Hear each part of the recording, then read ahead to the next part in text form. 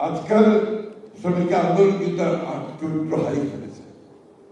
Trade ইউনিয়নগুলো আগে যেভাবে কাজ করতো আজকাল সেভাবে কাজ করতে পারে না অথবা করে না। এর কারণটা হচ্ছে, এটা আমার কাছে মনে হয় যে সামগ্রিকভাবে গোটা পৃথিবীতে যে শ্রমিক কর্মচারীদের এবং মালিকদের মধ্যে যে সম্পর্ক, সেই সম্পর্কে কিন্তু গুণগত পরিবর্তন হয়েছে। উৎপাদনের গুণগত পরিবর্তন হয়েছে, তার মোড অফ প্রোডাকশন, সব মিলিয়ে বিশ্বের যে অর্থনৈতিক ব্যবস্থা, সেই অর্থনৈতিক ব্যবস্থার পরিবর্তনের ফলে আজকে শ্রমিকরা ক্রমশই তাদের গুরুত্ব হারিয়ে ফেলেছে এবং শ্রমিক আন্দোলন চায় সেই কারণেই তার গুরুত্ব হারাচ্ছে। দুর্ভাগ্যজনকভাবে বেশিরভাগ ট্রেড ইউনিয়নগুলো এখন রাজনৈতিক দলগুলোর সঙ্গে সম্পৃক্ত হয়ে যায়, যেটা আমি ব্যক্তিগতভাবে মনে করি যেটা শ্রমিকদের আন্দোলনের ক্ষেত্রে খুব একটা লাভজনক হবে বলে আমার কাছে মনে হয় না। কারণ যে বিষয়গুলো ইস্যুগুলো নিয়ে আপনারা বার্গেইন করেন, সেই বার্গেইন করার সময় সরকারি দলের সব দেখবেন, আমরা যেটা লক্ষ্য করি, যখন সরকার চেঞ্জ হয় আপনাদের ইউনিয়নগুলো চেঞ্জ হয়ে যায়, সব ওই সরকারি দলের সমর্থক হয়ে যায়। আবার যখন আপনার আরেকটা পরিবর্তন হয় আবার সবাই পরিবর্তন হয়ে যায়। যারা আমাদের শ্রমিক দল যেহেতু জাতীয়তাবাদী শ্রমিক দল নাম দিয়ে তারা আন্দোলন করছেন এবং দীর্ঘ আন্দোলন করেছেন এই সময়গুলোতে, সেটাও গণতন্ত্রের পুনরুদ্ধারের আন্দোলন, শ্রমিক শ্রেণীর কথাটা ভালো করে নেওয়ার জন্য, শ্রমিক শ্রেণীর স্বার্থের জন্য আন্দোলন কিন্তু আমি এই সময়টাতে খুব কম দেখেছি। যে কারণে আমার কাছে মনে হয় যে এইখানে একটা মৌলিক একটা চিন্তা ভাবনা করা দরকার যে শ্রমিক ইউনিয়নগুলোকে, ট্রেড ইউনিয়নগুলোকে কি করে আরো বেশি শ্রমিকদের ইন্ডাস্ট্রি এবং অর্থনীতি যে কাজে লাগানো কিভাবে যায়, তার গুণগত পরিবর্তনটা কিভাবে করানো যায়। আমরা আমাদের প্রাক্তন নেতাদের অনেককে দেখেছি, যেমন কাজী জাফর আহমেদ শ্রমিক আন্দোলনের সঙ্গে জড়িত ছিলেন, কারণ মুজাফর আহমেদ শ্রমিক আন্দোলনের সঙ্গে জড়িত ছিলেন। আমাদের পরবর্তী করে আমাদের শেরুল হোসেন খান সহ আরো অনেক জ্ঞানী গুণী মানুষ তারা শ্রমিক আন্দোলনের সঙ্গে জড়িত ছিলেন। পরবর্তীকালে কেউ মন্ত্রী হয়েছেন, কেউ অনেক বড় বড় দায়িত্ব পেয়েছেন। আমাদের পুরনো যারা ছিলেন, কাশেম ভাই, জাফর ভাই, সিকেন্দার ভাই, আমাদের নজরুল ইসলাম খান, আমরা তাদেরকে নিয়ে গর্ব করতে পারি যে তারা একদিকে শ্রমিক ফেরির জন্য যে আন্দোলন করে তার দাবিগুলো আদায় করেছেন, অন্যদিকে তারা জাতীয় রাজনীতিতে গুরুত্বপূর্ণ ভূমিকা রেখেছেন।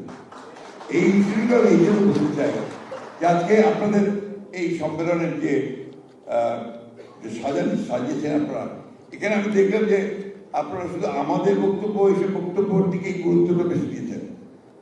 আমি এইসব আন্দোলন সম্মেলনকে আমি মনে করি যে ধারণা করি এগুলো অন্তত সারাদিন ব্যাপী আলোচনা হওয়া উচিত।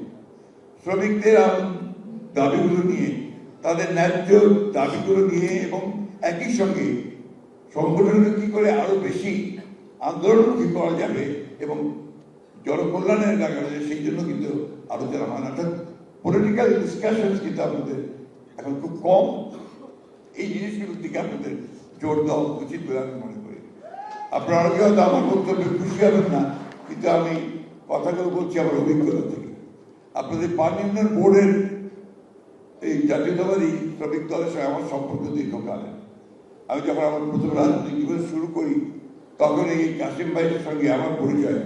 আমার এলাকাতে আমি পার্লামেন্ট বোর্ডের শ্রমিকদের নিয়ে অনেক আন্দোলনের নেতৃত্ব দিয়েছি, কারণ আমরা তখন এরশাদের সময়, জাতীয় পার্টি সরকারের সময়, আমরা ওই আমার এলাকাতে যেহেতু পানির সমস্যা ছিল এবং পানির বোর্ড জড়িত ছিল, আমাদেরকে সেই আন্দোলনের সম্পৃক্ত হতে হয়েছে, আমরা কাজ করেছি। তবে পানির বোর্ডের সঙ্গে আমারও একটা আপনার কিছুটা বলা যাবে হোস্টাইল সম্পর্ক ছিল সেই সময়, কারণ আমার ঠাকুরগাঁতে পার্লামেন্ট বোর্ডের একটা গভীর নলকূপ প্রকল্প ছিল। সেই প্রকল্পটিকে আমরা পার্লামেন্ট বোর্ড থেকে নিয়ে এগ্রিকালচার মিনিস্ট্রি বরেন্দ্র বহুমুখী প্রকল্প দিয়েছিলাম। সেই সময় আমার নেতারা আমার অনেক অসন্তুষ্ট হয়েছিল কিন্তু ওইটা এখন কিন্তু অত্যন্ত ভালোভাবে চলছে ওই প্রকল্প। আপনাদের অনেকগুলো প্রকল্প আছে। আমি কিছুদিন আগে কথা বলছিলাম জিকে প্রজেক্ট, যেটা গঙ্গা কপোতাক্ষ প্রজেক্ট, আপনাদের তিস্তা প্রজেক্ট, এবং আমি এখন যেটা আমার কাছে মনে হয় যে সবচেয়ে বেশি যে জিনিসটা প্রয়োজন, যে আমাদেরকে পানি সংরক্ষণ করা প্রয়োজন। পানি কমে যাচ্ছে, সে সঙ্গে পানির দুষ্প্রাপ্যতা দেখা যাচ্ছে, আর ডিপ টিউবওয়েল ইউজ করে আমরা ভূগর্ভস্থ পানি ব্যবহার করছি। কিন্তু পানি যদি আমরা সংরক্ষণ করতে পারি, তাহলে কিন্তু আমরা সেই পানিকে প্রয়োজনে ব্যবহার করে আমরা কৃষকদের যে প্রয়োজন, কৃষির যে প্রয়োজন, সেই কৃষির প্রয়োজন আমরা মেটাতে পারি। আমাদের স্বাধীনতার ঘোষক শেখ জিয়াউর রহমান, তিনি খাল খনন কর্মসূচি দিয়ে শুরু করেছিলেন। তার ওই যে একটা ইনোভেটিভ চিন্তা ছিল যে আমাদের সমস্ত খালগুলো যদি আমরা আবার পুনরুদ্ধার করতে পারি, তাহলে সেই যে পানির সমস্যা আমরা সমাধান করতে পারবো। এটাকে পানি উন্নয়ন বোর্ড কিন্তু আগামীতে তাদের বিভিন্ন প্রজেক্ট হিসেবে প্রকল্প নিয়ে আসতে পারে, যেটা অবশ্যই আমাদের সার্বিক অর্থনীতিতে একটা ইতিবাচক ভূমিকা রাখতে সক্ষম হবে।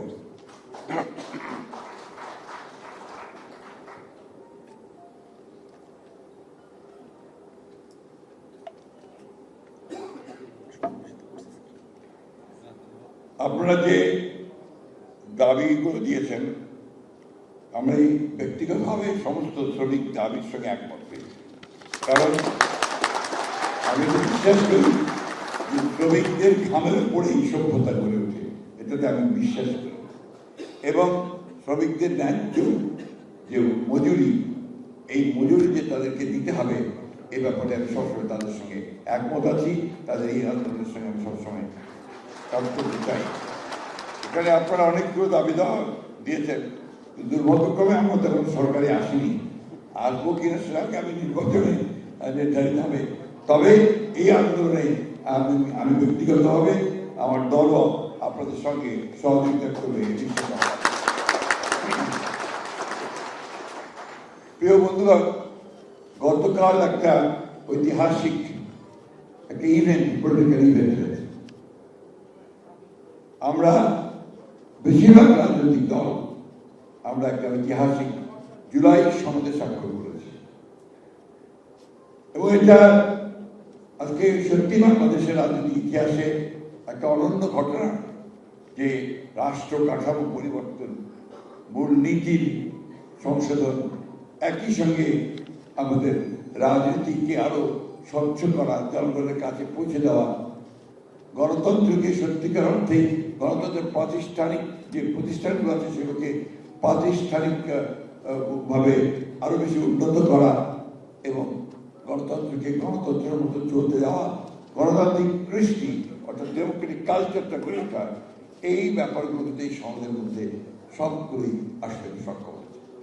প্রায় দীর্ঘ 7-8 মাস কাজ করে তারা এটা নিয়ে এসেছে। একটা আনফর্চুনেট ইনসিডেন্ট ঘটেছে যে কালকে ছেলেরা একটা গ্রুপ তারা এখানে আপনার এসে বসে যায় এবং তারপরে একটা আনফর্চুনেট ঘটনা ঘটে। পুলিশ এবং ছাত্রদের মধ্যে একটা আপনার বলা যেতে পারে একটা ভায়োলেন্সের ঘটনা ঘটেছে। এই সময়ে এই ধরনের ঘটনাগুলো খুব গণতন্ত্রকে সাহায্য করবে না। আমার মনে হয় যে সকলের অত্যন্ত দায়িত্বশীল ভূমিকা পালন করা উচিত, রেসপন্সিবল ভূমিকা পালন করা উচিত। কারণ এটা একটা ইন্টারিম গভর্নমেন্ট। এই গভর্নমেন্ট এখন পর্যন্ত যতগুলো কাজ করছে তারা ভালো কাজ করার চেষ্টা করছে। আমরা যে যতই বলি 1 বছরের মধ্যে সমস্ত জঞ্জালগুলো শেষ করে ফেলা সম্ভব নয়। আওয়ামী লীগ যে 15 বছরে যে গার্বেজ তৈরি করে গেছে, জঞ্জাল সৃষ্টি করে গেছে, সবকিছু ধ্বংস করে দিয়েছে, সেগুলোকে 1 বছরের মধ্যে সব ঠিক করে ফেলা এটা কারোর পক্ষেই সম্ভব নয়। এগুলোকে রাজনৈতিক দলগুলোকে দায়িত্ব নিয়ে দায়িত্বশীলতার সঙ্গে একটা অবাধ সুষ্ঠু নির্বাচনের মধ্য দিয়ে যে পার্লামেন্ট আসবে, সেই পার্লামেন্টারি ব্যবস্থাকে শক্তিশালী করার জন্য সেই দিকে আমাদেরকে নজর দিতে হবে। সমস্ত কর্মকাণ্ডকে পার্লামেন্ট কেন্দ্রিক করতে হবে। এটা না করলে আপনার এই পার্লামেন্টারি ডেমোক্রেসি ফাংশন করবে না। এই কথাগুলো আমাদের বুঝতে হবে। পৃথিবীর যেসব দেশে পার্লামেন্টারি ডেমোক্রেসি সফল হয়েছে সবগুলোতে কিন্তু আপনার পার্লামেন্ট কেন্দ্রবিন্দু রাজনীতি সেখানে করতে হবে। এই রাস্তা থেকে উঠে চলে আসতে হবে পার্লামেন্টে। আর কতদিন রাস্তায়, 50 বছর তো আমরা রাস্তায় চলছি। এগুলোকে ঠিক করে এই সনদের মাধ্যমে গণতন্ত্রকে যদি আমরা একটা কালচারে পরিণত করতে পারি, সেই চেষ্টা আমাদের করতে হবে। প্রিয় বন্ধুগণ, আমি আগেই বলেছি যে আজকে আমার শরীর বেশি ভালো নেই, আর ঠিক সেইভাবে আমি আপনাদের সামনে হয়তো সে বক্তব্য রাখতে সক্ষম হলাম না, কিন্তু আমি একটা কথা আপনাদের বলতে পারি যে আমরা সব সময় বাংলাদেশ জাতীয়তাবাদী দল, যেটা শহীদ প্রেসিডেন্ট জিয়া রহমানের হাতে প্রতিষ্ঠিত হয়েছিল, এবং যিনি বলেছিলেন যে আমি একজন শ্রমিক, সেইভাবেই আমরা কিন্তু সবসময় আপনাদের সঙ্গে আছি। আপনাদের সৌভাগ্য যে আমারও সৌভাগ্য মনে করি যে আপনাদের বিখ্যাত শ্রমিক নেতা নজরুল ইসলাম খান সাহেবের সঙ্গে আমি কাজ করতে সুযোগ পেয়েছি, তার সঙ্গে আমি কাজ করছি। তিনি আপনাদের দলের প্রতিষ্ঠাতা সম্পাদক। এই জুলাই আন্দোলনে আপনাদের অনেকেই প্রাণ হারিয়েছেন, আমি তাদের প্রতি আমার গভীর শ্রদ্ধা নিবেদন করছি। এবং যারা জুলাই আন্দোলনে আমাদের যে সমস্ত ছেলেরা শহীদ হয়েছে তাদের প্রতি আমি শ্রদ্ধা জানাচ্ছি। আমরা একটি কথাই বলতে চাই আপনাদের কাছে, আগামী যে নির্বাচন, এই নির্বাচন কিন্তু অত্যন্ত গুরুত্বপূর্ণ নির্বাচন। এই নির্বাচনের মাধ্যমেই আপনার নির্ধারিত হবে যে আপনি কি সত্যিকার অর্থে একটা উদারপন্থী গণতন্ত্রের দিকে যাবেন, নাকি আবার অন্য দিকে চলে যাবেন। আমাদের একথা ভুলতে চলবে না, 1971 সালে যে স্বাধীনতা যুদ্ধ আমরা করেছিলাম, সেই স্বাধীনতা যুদ্ধ ছিল কিন্তু আমাদের জাতির একটা নতুন জাতির সৃষ্টির আন্দোলন, একটা নতুন জাতির উদ্ভাবন হয়েছিল। এবং সেই 1971 সালের যুদ্ধকে আমাদের সবসময় মনে রাখতে হবে যে that is the basis of our existence. আরেকটি কথা বলে শেষ করবো যে এই নির্বাচন যেন অনুষ্ঠিত হয়, সবাই যেন অংশগ্রহণ করে। রাজনৈতিক দলগুলোকে আহ্বান জানাবো যে আসুন আমরা সবাই যেভাবে ছোটোখাটো আমাদের ভিন্নতা, এই দূরত্ব আছে সেকে দূর করে যেভাবে আমরা আপনার স্মরণ সাক্ষর করতে পেরেছি, আসুন আগামী নির্বাচনে আমরা সেইভাবে আমাদের দূরত্বকে দূর করে আমরা আমাদের নির্বাচনটাকে একটা সত্যিকার অর্থেই একটা অর্থপূর্ণ নির্বাচনে পরিণত করি। অর্থাৎ একটা অবাধ সুষ্ঠু নিরপেক্ষ নির্বাচন হোক, সকলের কাছে গ্রহণযোগ্য নির্বাচন হোক, এবং সেই নির্বাচনের মধ্যে দিয়ে যারা নির্বাচিত হবেন তারা আমাদের পার্লামেন্টটাকে সত্যিকার অর্থে প্রাণবন্ত করে গড়ে তুলবেন, অর্থবহ করবেন, এবং সেই পার্লামেন্টে হবে আমাদের রাজনৈতিক কেন্দ্রবিন্দু। এইভাবে যেন আমরা সামনে দিকে এগিয়ে যেতে পারি। আর গণতন্ত্রকে যদি আমরা সত্যিকার অর্থে প্রতিষ্ঠিত করতে সক্ষম হই, তাহলে আমার ধারণা, আমার বিশ্বাস, সেখানে সকল শ্রেণী, শ্রমিক শ্রেণী ও দাবি দাওয়া সেখানে পূর্ণভাবে স্বীকৃত হবে বলে আমি বিশ্বাস করি। আপনাদের সকলকে আমাকে আমন্ত্রণ জানানোর ধন্যবাদ, এবং সম্মেলন সফল হোক এটাই আমি আপনাদের কাছে প্রত্যাশা করছি, এবং মনে করছি যে আপনারা আগামীতে নতুন বাংলাদেশ নির্মাণে ইতিবাচক ভূমিকা রাখবেন, এই আশা নিয়ে বক্তব্য শেষ করছি। ধন্যবাদ।